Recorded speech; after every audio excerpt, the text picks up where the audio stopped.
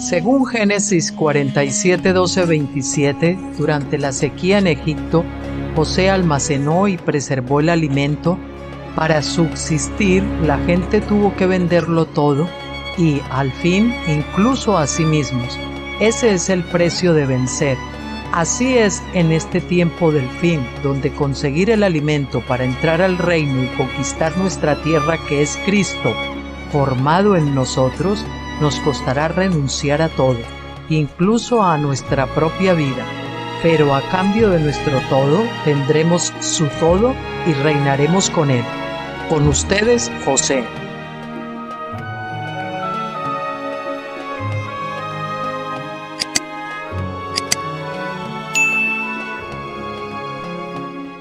Viernes 3 de julio del 2026, son las 7:13 de la tarde.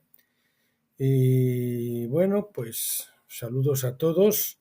Hoy nos toca volver a retomar Deuteronomio, veremos el capítulo 17 y el 18, pero, veremos el capítulo 3 y el capítulo 4 de Deuteronomio, segunda ley, discurso 9, que es bajo Josué. El nuevo pacto bajo Josué. Y lo que vamos a ver para el lunes, Dios mediante, si Dios quiere, o sea, si Dios quiere y Dios mediante lo mismo, perdón por la redundancia, capítulo 17 y el 18, que será la fiesta de los tabernáculos de Juan.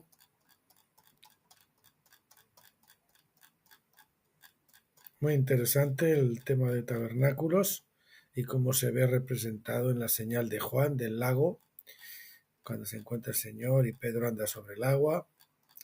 Y después el capítulo 18 dando testimonio de Cristo. Eso es lo que veremos entonces para el lunes, Dios mediante. Y comencemos pues con el capítulo 3, condiciones de la naturaleza salvaje, del libro Deuteronomio, segunda ley, discurso 9 del doctor Stephen Jones. Moisés continúa su discurso en Deuteronomio 29:5 y dice así: y te he guiado 40 años por el desierto, tu ropa no se ha desgastado ni tu sandalia se ha desgastado en tus pies. Es difícil saber si esto debe interpretarse, dice el Dr. Jones, literalmente o metafóricamente. ¿Acaso los israelitas solo tenían una prenda de vestir y un par de sandalias al salir de casa? Al salir de Egipto. De ser así, sería una necesidad práctica que no se desgastaran. Pero también es posible que Moisés utilizara términos metafóricos para indicar la provisión de Dios para ellos. En otras palabras, ninguno de ellos estuvo sin ropa ni sandalias durante esos 40 años. Y recordemos que ellos eran pobres, si eran esclavos, no tendrían seguramente muchos vestidos, seguramente usaban el que tenían puesto todo continuamente. Pero también puede ser que como despojaron a los egipcios, quizás pudieran tener más. De todas formas, yo quiero añadir al comentario del doctor Stephen Jones, aquí he puesto una nota, que en lo personal creo que esto de la ropa y el calzado es literal, además de que pueda ser metafórico también. Puede ser las dos cosas al mismo tiempo. Pues tuvo que experimentar, yo tuve que experimentar, nosotros tuvimos que experimentar varios años con la misma ropa y calzado por no poder comprar, y parecía no desgastarse o estropearse. El Señor hacía que la ropa durara y durara y durara, porque como no había muchos medios, el Señor nos tenía mantenidos del pan necesario, pues entonces experimentamos esto de forma literal. Yo vi que eso era literal en mi caso, por lo menos. Desde una perspectiva profética, esto se aplica a la Iglesia en la edad de Pentecostés. Desde un punto de vista, las vestiduras de salvación, Isaías 61:10, y el calzado de la preparación del Evangelio de la Paz, o si quieren la presto del Evangelio de la Paz, Efesios 6:15, no se desgastaron ni desaparecieron. Estos dos elementos representan la armadura completa de Dios que ha provisto a la Iglesia de todo lo necesario para sostener la experiencia cristiana durante su travesía por el desierto. Se destacan para representar nuestra relación con Dios y nuestro caminar con Él. Sabemos cómo las vestiduras de salvación y el calzado del Evangelio de la Paz representan toda la armadura completa a través de esos dos elementos. No hay vino en el desierto. Moisés continúa en Deuteronomio 29:6. No habéis comido pan ni habéis bebido vino. La palabra vino es yayin, ni bebida fuerte. Ahí la palabra cambia y es shekar. Shek de kilo ar, para que sepáis que yo soy el Señor vuestro Dios. En el desierto los israelitas llevaban una vida nómada, no cultivaban la tierra, pues nunca sabían con certeza cuándo se desplazaría la columna de nube. Por lo tanto, carecían de trigo o cebada para hacer pan, a menos que pudieran obtenerlo de caravanas o comerciantes que pasaran por allí. Tampoco plantaron viñedos para obtener vino.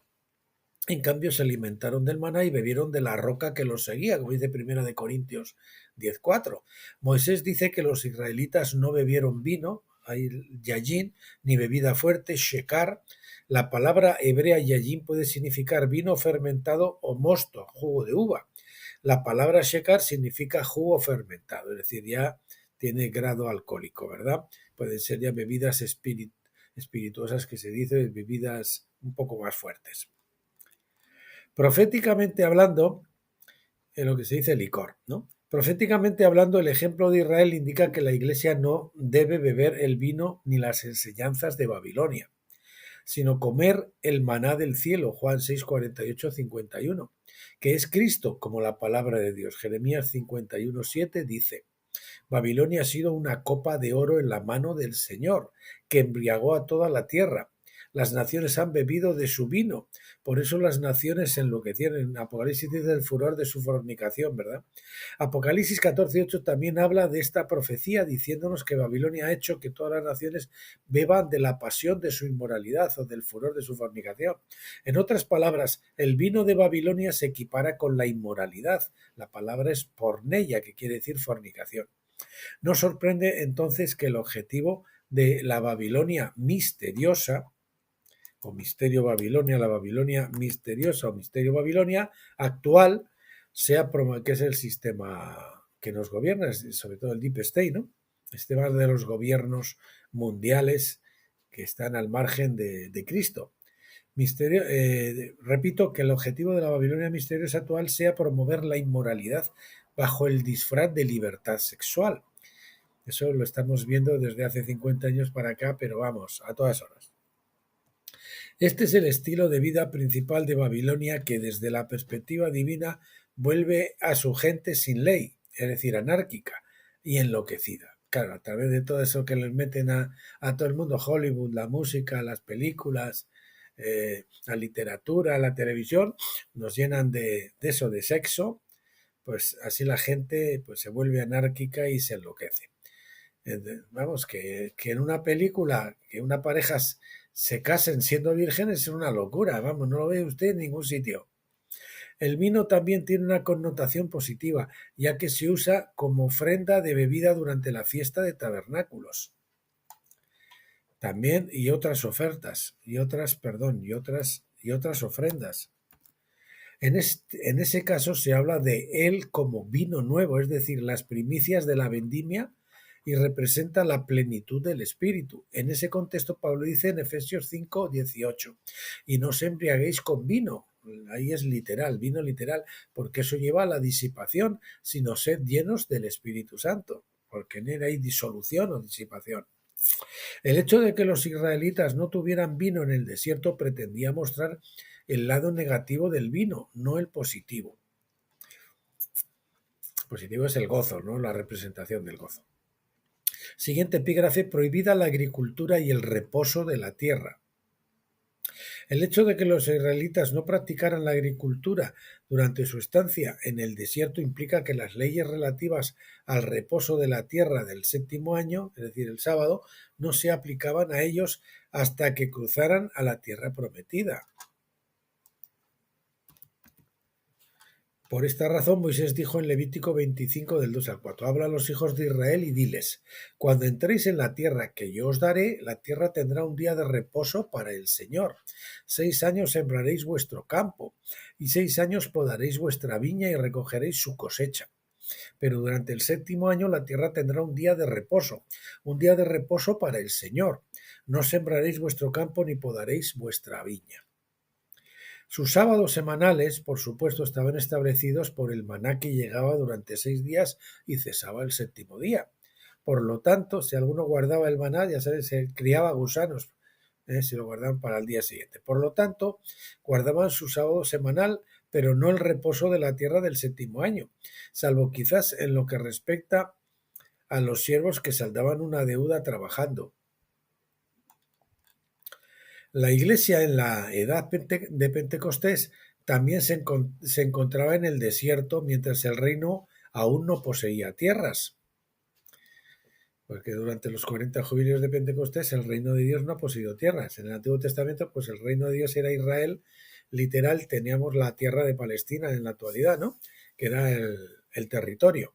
La diferencia radica en que los israelitas estaban agrupados como pueblo, mientras que el pueblo del reino, bajo Pentecostés, se encontraba disperso. Yo he puesto interrogante entre las naciones. Claro, ahora el pueblo de Dios está disperso por todo el mundo, entre todas las naciones. Pero lo pongo con interrogante, no sé si eso es lo que quería decir el doctor Dios. Además, Israel, bajo el reinado de Moisés, ya no estaba sometida a Egipto, pero el pueblo del reino, desde la época de Cristo, ha sufrido bajo la sucesión de imperios bestiales hasta el presente. Por lo tanto, el reino ha estado sin territorio durante el tiempo que los imperios bestiales dominaron. Hasta ahora todavía, ¿no? Aunque ya estamos en la fase final de transición al reino. Sin embargo, esto cambiará cuando el reino de la piedra destruya la imagen y crezca hasta llenar toda la tierra como las aguas cubren el mar, dice Daniel 2:35. Será una montaña, el reino de la piedra, que después se hace una cordillera que, digamos, que quiere dar a entender que se extiende gradualmente el reino por todas las naciones del mundo. Durante el periodo de penitencia, la Iglesia, bajo el reinado de Pentecostés, no fue responsabilizada por no guardar los años de reposo ni los jubileos. Dado que la autoridad y la responsabilidad van de la mano, los imperios bestiales son los únicos responsables por negarse a reconocer a Jesucristo y a obedecer la ley divina. De hecho, por eso Dios nos los ha derrocado uno tras otro a lo largo de los siglos. Aún así, las personas gozan de cierto grado de libertad incluso estando en cautiverio. Hemos gozado, entre comillas, unas épocas más y otras menos. Últimamente hasta aquí teníamos mucha libertad, sobre todo en los países occidentales, pero de un tiempo a esta parte con la Agenda 2030 y todas estas cosas, eso se está tratando de cortar. Nos quieren quitar todas las libertades, nos quieren encajonar, nos quieren censurar y todo eso, ¿verdad? Y nos quieren destruir también. Dentro de esos límites, los hombres están obligados ante Dios. Aún así las personas gozan de cierto grado de libertad incluso estando en cautiverio. Dentro de esos límites, los hombres están obligados ante Dios a aprender las leyes del reino, a obedecer y a dejarse guiar por el Espíritu Santo. Cada uno es responsable de hacer lo que el Espíritu le diga, según su conciencia es iluminada por la revelación divina. Según su conciencia sea iluminada por la revelación divina. Siguiente epígrafe, la herencia de la filiación. Moisés continúa en Deuteronomio 29 del 7 al 9. Cuando llegamos al lugar, Sejón, rey de Esbón, y Og, rey de Basán, salieron a nuestro encuentro para la batalla, pero los vencimos. Tomamos sus tierras y las dimos en herencia a los rubenitas, a los gaditas y a la media tribu de Manasés que se quedaron del lado oriental del Jordán. Guardad pues las palabras de este pacto para cumplirlas, para que prosperéis en todo lo que hagáis. Moisés ya había hablado de estas batallas en su primer discurso, Deuteronomio 2, 32 y 3, versículo 1, al relatar la historia del Éxodo. Esta tierra se extendía al este del río Jordán, hacia el norte, hasta el monte Hermón, Deuteronomio 3:8. Si bien esa tierra no formaba parte de Canaán propiamente dicha, fue entregada a 3 de las tribus de Israel. Dado que Dios le había dado la victoria a Israel, Moisés da a entender que por eso Israel debía guardar las palabras de este pacto. Esto también presagia a nuestro tiempo actual, pues nosotros también estamos al final de los 40 jubileos en el desierto. De hecho, ya han terminado en el año 1993. Cuente usted 40 jubileos por 49 años que tiene cada jubileo y nos da 1993 desde el año, desde Pentecostés. Este es el tiempo en que los gigantes representados por Sihón, vamos a ver, por Sejón, no Sihón, Sejón, Sejón con H, no con J, Sejón y Og serán derrocados. En este tiempo, pues tendremos que derrocar a los gigantes, representados por Sejón y Og, y eso es lo que a muchos les está asustando, les está intimidando para cruzar el Jordán, porque saben que se tienen que enfrentar a los gigantes. Allí hay que derrotar esos ídolos del corazón y otras cosas, ¿no? Esos últimos ídolos que nos quedan por derrotar. El monte Hermón también es conocido como el monte Sión, en este caso con acento. ¿Saben que hay una diferencia? Sión con acento es el monte Hermón, como se dice en Deuteronomio, creo que es en Deuteronomio en números, ahora no recuerdo, y Sión sin acento es el monte del templo y el monte donde habitó David, ¿no? Donde tenía David, el Sión sin acento. Es el lugar donde Jesús se transfiguró, Mateo 17, versículos 1 y 2, y en la montaña cerca de vamos a poner el monte, que es el monte Hermón, cerca de Cesarea de Filipo, Mateo 16:13, donde está la gruta del dios Pan. Allí estuve yo cuando viajé a Israel hace muchos años. Según fuentes antiguas, esta montaña fue originalmente el lugar del incidente descrito en Génesis 6:4, que dio origen a los gigantes, como expliqué en el discurso 1 de esta serie que estamos haciendo de Deuteronomio, que ya está grabado en este canal de YouTube. Aquellos que engendraron hijos con las hijas de los hombres se llamaban a sí mismos los hijos de Dios. Sospecho, dice el doctor Young, que esto era como el nombre de su organización, se llamaban la organización de los gigantes, de los hijos de Dios, y no debe tomarse como una representación exacta de quiénes eran ellos, porque ellos realmente no eran los hijos de Dios. Fueron al monte Hermón para intentar cumplir la profecía que de alguna manera ellos conocían, desde que donde se transfiguró Jesús. Sin embargo, lo hicieron de manera ilegal y así establecieron un movimiento de falsa filiación. En el Nuevo Testamento, el monte Sión con acento se convierte en el símbolo de la Nueva Jerusalén, como vemos en Hebreos 12:22, pero vosotros os habéis acercado al monte Sión y a la ciudad del Dios vivo, del Dios viviente, la Jerusalén celestial y a miriadas de ángeles. Este es el monte Sión de Deuteronomio 4:48, donde se le identifica como el monte Hermón. Pues no era números, era Deuteronomio. Ahí se le identifica al monte Hermón como el monte Sión. Al cabo de 40 años en el desierto, Israel venció a los gigantes y ocupó la tierra hasta el monte Hermón o monte Sión. Creo que esto prefigura los acontecimientos actuales, ya que los vencedores derrotarán a los descendientes de aquellos gigantes que escaparon hace mucho tiempo. Los falsos hijos de Dios deben ser reemplazados por los verdaderos hijos de Dios, quienes han tenido la paciencia de esperar el tiempo señalado y alcanzar la filiación divina por la vía elegida. Supongo que serán las 13 famosas familias de los Illuminati y demás, ¿no? Los Nefilim actuales. Bueno, capítulo 4, el juramento de Dios a todos los hombres. Dios hizo un juramento a todos los hombres de que iba a transformarnos, de que iba a salvar a la humanidad, de que iba a escribir sus leyes en nuestros corazones. Moisés continúa en Deuteronomio 29 del 10 al 13. Hoy todos vosotros estáis ante el Señor vuestro Dios, vuestros jefes, vuestras tribus, vuestros ancianos y vuestros oficiales, todos los hombres de Israel, vuestros niños, vuestras esposas y el extranjero que está dentro de vuestros campamentos, desde el que corta vuestra leña hasta el que saca vuestra agua, para que entréis en el pacto con el Señor vuestro Dios y en el juramento que el Señor vuestro Dios hace hoy con vosotros, para que Él os establezca como vuestro pueblo y sea vuestro Dios, tal como os habló y como os juró a vuestros padres, Abraham, Isaac y Jacob. Lo primero que observamos son las distintas clases sociales que se mencionan en los versículos 10 y 11. Los jefes eran los príncipes de las tribus.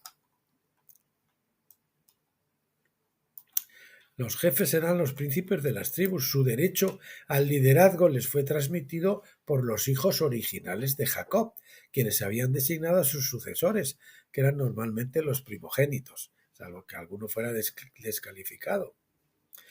Bajo su autoridad se encontraban otros ancianos, oficiales y jefes de familia. También estaban bajo su mando sus esposas, hijos y el extranjero que reside en vuestros campamentos. Dado que la estructura gubernamental se basaba en la sucesión según la voluntad del jefe predecesor, lo más frecuente era que el primogénito de cada jefe sucediera a su padre. Todos los que quedaban bajo su autoridad recibían beneficios de la tribu o de la propiedad, recibían los beneficios de la tribu o de la propiedad familiar. Es importante destacar que en el versículo 12 todas estas personas se presentaron ante Dios y entraron en ese pacto para que Él los establezca como su pueblo. Todos ellos, hombres, mujeres, niños e incluso los extranjeros, se convirtieron en su pueblo. No era exclusividad de los hijos puros de las tribus. Esta fue la declaración de ciudadanía de Dios en la iglesia que pronto se convertiría en un reino, la iglesia en el desierto que pronto se convertiría en un reino. ¿Quiénes son el pueblo de Dios? ¿Son solo los judíos o más gente? Quienes afirman que los extranjeros no podían convertirse en israelitas deben comprender que existen dos definiciones principales de lo que es ser israelita. Una es la de los descendientes genealógicos de Israel, de Jacob, que luego se llamaría Israel, y la segunda, la de ciudadano de la nación de Israel, que ahí entraban los extranjeros y otras, ¿no? En tiempos de Moisés, los extranjeros no alteraban su genealogía al obtener la ciudadanía israelí, pero aún así eran incluidos en la nación de Israel y como tales se convertían en su pueblo, en el pueblo del Señor, pueblo de Dios, y más específicamente en miembros de una de las tribus. Cada uno se acomodó con la tribu que más les convino, con los que tenían mayor afinidad, ya desde Egipto, etcétera, ¿no? También he oído decir que antes de Cristo los no israelitas no podían ser salvos. Yo he añadido ahí, pero la salvación depende del pacto y todos los extranjeros en Israel debían presentarse ante Dios como partícipes de ese pacto. Esta es la base de la declaración del profeta muchos años después en Isaías 56:6, que habla de los extranjeros que se unen al Señor y se aferran a mi pacto. En otras palabras, el pacto que se hizo con Israel, mi pueblo, Israel que era mi pueblo, no se limitaba, esto es lo importante, el pacto que se hizo con Israel, mi pueblo, no se limitaba a los israelitas genealógicos. Isaías dice que la intención de Dios era que el templo fuera una casa de oración ¿para quién? Para todos los pueblos. Isaías 56:7. Siguiente epígrafe. El juramento del nuevo pacto de Dios. Ese es un juramento que hizo Dios. El primer pacto fue la promesa de los hombres en el Sinaí a Dios delante de Moisés cuando dijeron todo lo que el Señor dicho obedeceremos, ¿no? Pero luego fallaron miserablemente porque no podían, ¿verdad?, cumplir la ley. En cambio, Dios se dio cuenta que tenía que hacer el nuevo pacto donde Él fue un voto de Dios al hombre y Dios no puede errar, no puede pecar, por lo tanto prometió hacerlo y no depende del hombre, depende de Dios mismo. El segundo punto importante que se encuentra en Deuteronomio 29 del 12 al 13 es que todas estas personas se convirtieron en parte del pacto debido al juramento de Dios, no a causa de su propio juramento. Entraron en el juramento que el Señor tu Dios hace contigo. Dios mismo hizo este juramento para cumplir su promesa a Abraham, Isaac y Jacob, versículo 13. Esta promesa a Abraham se ve con mayor claridad en Génesis 15, donde Dios lo sumió en un sueño profundo, Génesis 15:12, donde él no intervino para nada, fue lo que hizo el Señor, y luego hizo el pacto personalmente. Por lo tanto, se trataba de un pacto incondicional. El hombre no tenía que cumplir ninguna condición. Dios solamente se comprometió a hacerlo, que solo podía romperse si Dios pudiera violar su palabra, que sería tanto como pecar, o si de alguna manera fuera incapaz de cumplir su juramento, pero como tenemos un Dios omnipotente, no puede fallar en sus juramentos. El juramento que Dios hizo en Deuteronomio 29 del 12 al 13 es simplemente una reiteración de la promesa que Dios le había hecho anteriormente a Abraham. En ambos casos el juramento aún no se había cumplido, pues se trataba de una promesa a largo plazo. Digamos que el nuevo pacto ya viene desde Abraham. Después se hizo el viejo pacto y después en Moat otra vez se tuvo que volver al juramento de Abraham, digamos, al nuevo pacto. Las promesas de Dios sentaron las bases del nuevo pacto que fue profetizado en Jeremías 31 al 34 y confirmado por Jesucristo, quien medió en ese pacto. Este pacto de Deuteronomio es otro testimonio del nuevo pacto, pues es diferente del pacto del Éxodo, hecho en Éxodo 19:5, que decía: ahora pues, sí, ahí está, hemos subrayado sí, porque es la condición. Si en verdad escucháis mi voz y guardáis mi pacto, seréis mi especial tesoro entre todos los pueblos, porque mía es toda la tierra. El primer pacto en Éxodo 19, en el Sinaí, en Horez, como quieran, se muestra condicionado a la obediencia del pueblo. Esa era la condición, era un pacto condicional. Mientras que el segundo pacto, en Deuteronomio 29, se muestra condicionado a la capacidad de Dios para cumplir su promesa a Abraham, Isaac y Jacob. ¿Ustedes creen que Dios será capaz de cumplir su promesa hecha a Abraham, Isaac y Jacob? Esta distinción es importante porque los israelitas eran incapaces de obedecer el primer pacto. Por lo tanto, se requería un tipo diferente de pacto para llevar la salvación a los hombres, a todos los hombres. Jeremías 31:32 dice: no como el pacto que hice con vuestros padres el día que los tomé de la mano para sacarlos de la tierra de Egipto, mi pacto que ellos quebrantaron. Este pacto es diferente, el nuevo pacto. A continuación nos dice que este nuevo pacto sería algo que Dios haría en nuestro favor. En el versículo 33 dice: pondré mi ley en su interior y la escribiré en su corazón, y yo seré su Dios, y ellos serán mi pueblo. En otras palabras, Dios prometió asumir la responsabilidad de que esto sucediera, y de hecho lo ha hecho, primero mediante su muerte y resurrección, y segundo enviando al Espíritu Santo en Pentecostés para escribir sus leyes en nuestros corazones. Siguiente epígrafe: el juramento para hacernos su pueblo. Tanto Moisés como Jeremías vinculan este pacto con ser mi pueblo y con Dios como su Dios. Esto implica que sin estar en este pacto no eran el pueblo de Dios ni Yahvé, es decir, Jesús era su Dios. Yahvé es el que dio la ley en el Sinaí. Por lo tanto es Jesús desde aquello. Esto se demuestra en Oseas 1:9, donde el profeta nombró proféticamente a su hijo Loammi, que significa no es mi pueblo. La esposa del profeta era una prostituta, lo que representa la prostitución de Israel al seguir a dioses falsos.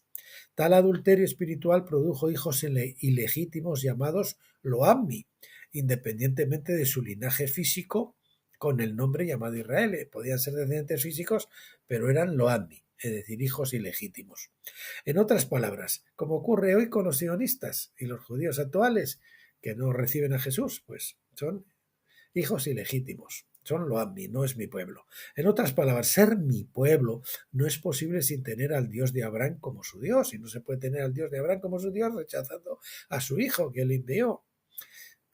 Sin aceptar a Jesús no se puede tener al Padre. Bajo el pacto del Éxodo, es decir, el antiguo pacto, el pueblo rompió su voto de obediencia y sumisión a su esposo, Yahvé, Jesús. Cometieron adulterio y por eso el juicio de Dios dijo: vosotros no sois mi pueblo, ni yo soy vuestro Dios. O sea, es uno nuevo. De hecho, en Jeremías vemos cómo se divorció el Señor, primero de Israel, y luego de Judá, no, porque tenía que volver de Babilonia para que pudiera nacer Jesús. Pero también al final el Señor se divorció de Judá, al final. La única manera de que los israelitas fueran restaurados como pueblo de Dios era mediante un nuevo pacto, donde Dios mismo asumiera la responsabilidad de obrar por medio de su espíritu en los corazones del pueblo. Quienes intenten adherirse al antiguo pacto se encontrarán bajo condenación, que es lo que están haciendo los cristianos sionistas en la actualidad. Se están adhiriendo al viejo pacto y a la vieja Jerusalén, que es Agar. Porque como dice Pablo en Romanos 3:23, todos han pecado. También cita a David, quien dice en Romanos 3:10, no hay justo ni siquiera uno. Siguiente epígrafe: el pacto es universal, es decir, para el universo, para toda la humanidad. El pacto de Deuteronomio muestra claramente, es decir, el pacto en las llanuras de Moab, muestra claramente que se aplicaba a todos, independientemente de su genealogía, género, edad o condición social. Al entrar en ese pacto, todos se convirtieron en el pueblo de Dios, porque Dios prometió ser su Dios. En otras palabras, algunos del pueblo de Dios son israelitas en sentido estricto, ya que descienden del hombre llamado Israel, anteriormente Jacob. Israel no es más que Jacob transformado, cambiado por el Espíritu, pero o un vencedor si quieren. Israel es símbolo de los vencedores y Jacob símbolo de los otros que no son vencedores, aunque sean hijos. Pero en el sentido más amplio del término, Dios ve a todo su pueblo conformando al final una sola nación llamada Israel, es decir, el reino. Esto no solo se aplicaba a esa generación, sino también a todos los que vendrían después, porque Moisés dice en Deuteronomio 29, versículos 14 y 15: Ahora bien, no hago este pacto y este juramento solo con vosotros, los que estaban allá presentes, o sea, mujeres, niños, extranjeros, etcétera, sino también con los que están hoy aquí con nosotros en la presencia del Señor nuestro Dios y con los que no están hoy aquí con nosotros, con la humanidad que tenía que nacer a través de los siglos. La amplitud de esta declaración deja claro que Moisés no limitaba este pacto a los descendientes de los israelitas, sino a todos, incluso a aquellos que no estuvieron presentes para escuchar y presenciar ese juramento. Por necesidad esto incluía a todas las naciones de la tierra, ya que no estaban presentes. En otras palabras, el juramento y el pacto de Dios beneficiarían a todas las naciones y a todos los hombres en cada generación. Es una declaración de reconciliación universal que Dios mismo prometió. En ningún momento de todo este discurso, Moisés exige al pueblo que haga un voto de obediencia para que el pacto sea efectivo. Siempre se dice que el juramento es algo que Dios mismo hace. Sin embargo, como veremos, Dios se reservó el derecho de castigarlos por desobediencia e incluso de destruirlos como nación. De hecho, así lo hizo en los siglos posteriores. Dado que su juramento en Deuteronomio era incondicional, también asumió la responsabilidad de obrar en el corazón de todos los hombres para que al final fueran salvos. La salvación a través del juicio. También hay muchos que se salvan a través del juicio. La mayoría de la gente no entiende cómo esto es interesante, presten atención, porque es una de las cosas que también nos teníamos equivocadas en Pentecostés. La mayoría de la gente no entiende cómo Dios podía hacer eso. Creen que la única posibilidad de salvación es que un hombre tenga fe en Dios durante su vida actual. Pero vamos a ver que no es así. Otros se salvan, la mayoría, la inmensa mayoría, en el gran trono blanco cuando doblan su rodilla. Dado que la mayoría de los hombres viven y mueren sin tener fe en Jesucristo, muchos ni siquiera han oído hablar de él, piensan que este es el final del asunto y que todas esas personas se perderán para sí, como dice Hebreos, que está previsto el hombre muera una vez y después de esto el juicio, pero va a haber un juicio, pero no quiere decir que no puedan ser salvos en el juicio. Cita en Hebreos 9:27, está establecido que los hombres mueran una sola vez y después de esto viene el juicio, y asumen que no hay salvación en el juicio divino. Sin embargo, el profeta dice en Isaías 26:9, porque cuando la tierra experimenta tus juicios, los habitantes del mundo aprenden justicia.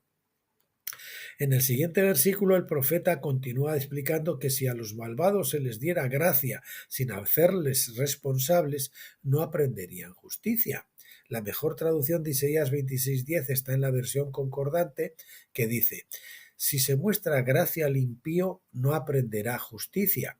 En tierra de rectitud cometerá iniquidad y no verá el orgullo de Dios. Dios no percibirá tu mano exaltada. Sin embargo, percibirán y se avergonzarán del celo del pueblo disciplinado. Cuando el pueblo es disciplinado, sí que entonces se darán cuenta. En otras palabras, incluso si los malvados vivieran en una nación justa y recta, seguirían actuando injustamente, porque no comprenden la voluntad de Dios. Por lo tanto, es necesario enseñarles justicia mediante el juicio. De hecho, el Señor a sus hijos también los disciplina y azota al que todo tiene por hijo, porque si no seríamos bastardos. Entonces estas personas indisciplinadas comprenderán sus caminos porque se avergonzarán del celo de los justos. Dirán, estos pues tienen celo por amar a Dios, por hacer el bien, y nosotros pues hemos hecho todo lo contrario, entonces se avergonzarán, serán redarguidos de alguna manera. Esto hace referencia al hecho de que el río de fuego que brota del trono en Daniel 7:9 juzga al pueblo según la ley de fuego. Ahí vemos que hay un río de fuego que brota del trono de Dios, ya lo vemos en Daniel, que es la ley de fuego, y después eso se va a transformar en el lago de fuego al final. Deuteronomio 33:2. Cuando la ley juzga a los pecadores que no tienen con qué pagar la restitución de su pecado, porque rechazaron la muerte de Cristo, no tienen con qué pagar, es imposible. Los impíos son vendidos, dice Éxodo 22:3, y puestos bajo la autoridad de hombres justos, quienes son responsables de enseñarles justicia. Esta ley se cumplirá de manera más plena en el gran trono blanco, en Apocalipsis 20 del 11 al 15. Siguiente epígrafe, todos jurarán lealtad a Cristo. Y dice todos, toda rodilla.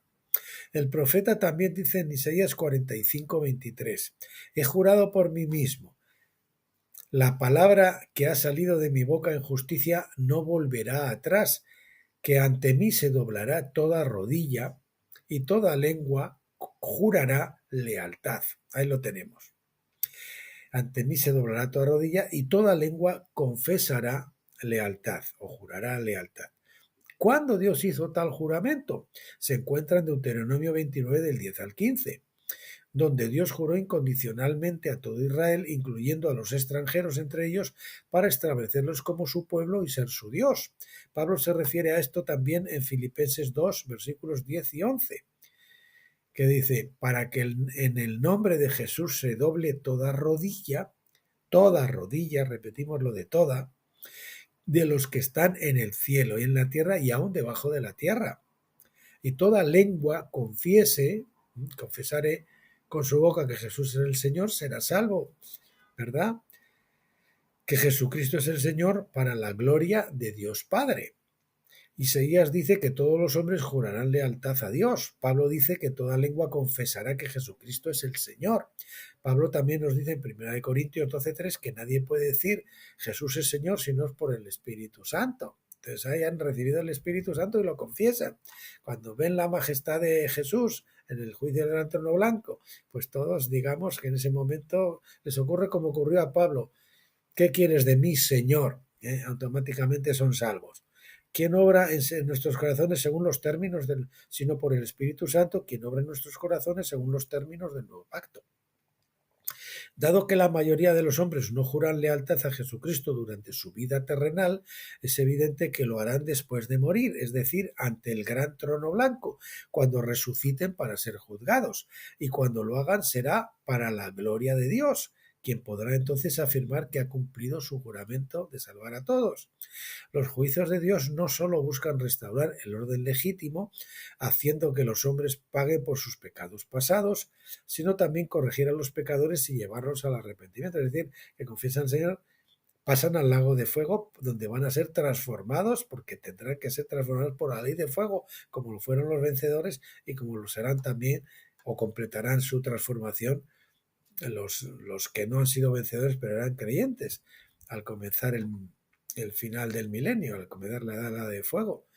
Ellos también tendrán que recibir muchos o pocos azotes antes de pasar a la Nueva Jerusalén.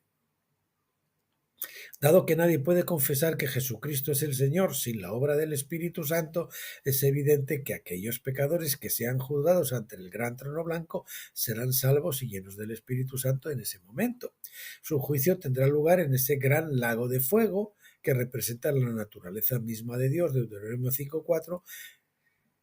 Será un tiempo en que Dios escribirá la ley de fuego en sus corazones, tal como prometió en Deuteronomio 29. El doctor Stephen Young dice que la época del del lago de fuego va a ser un tiempo en la tierra hermoso, porque aunque toda esa gran cantidad de la humanidad que no fueron salvos, que han sido salvos en el juicio del gran trono blanco, serán sometidos en esclavitud a los vencedores, que son como Cristo, como quien dice, y vivirán sometidos a ellos en una esclavitud bíblica, pero que merecerá la pena vivirse.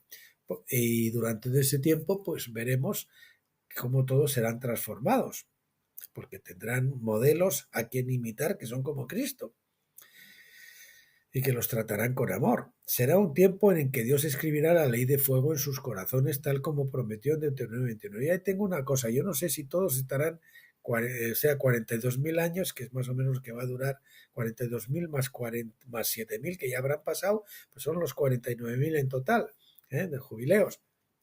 Jubileo de la creación.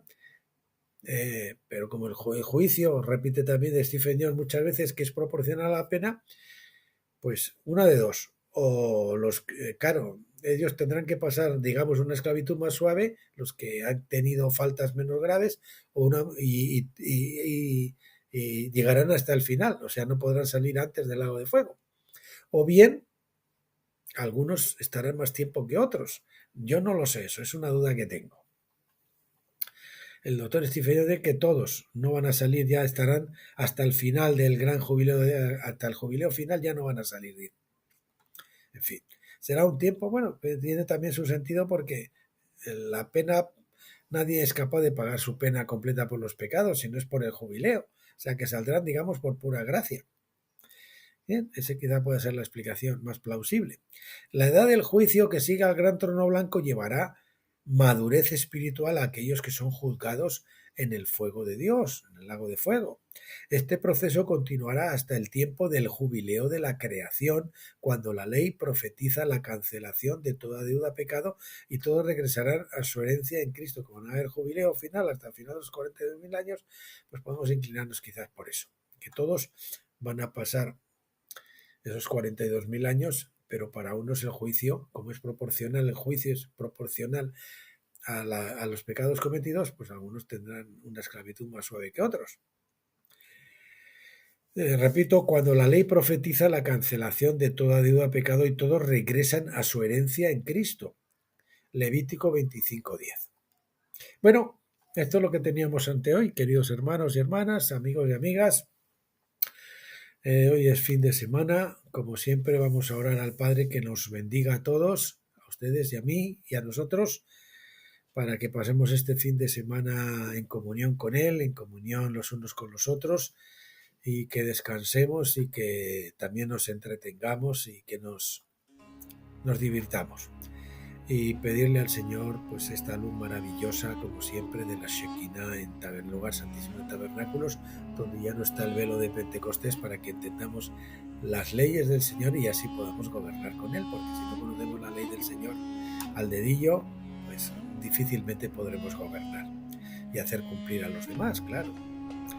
Bueno, pues dicho esto, hermanos, les esperamos hasta el lunes y hasta entonces, como siempre, pásenlo bien.